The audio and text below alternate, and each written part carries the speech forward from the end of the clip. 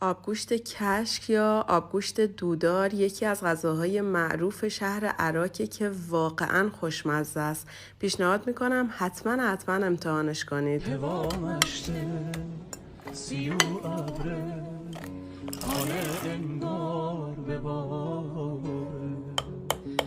بار بارش به تشنانه تبراره بلاره صحرا و دشت نده نهان دل تک و تنهانه شکبونه تا سواهی دل تنگم بیداره عطا قصه بنوسته انگاری که هزاره خداوندان نهل تنها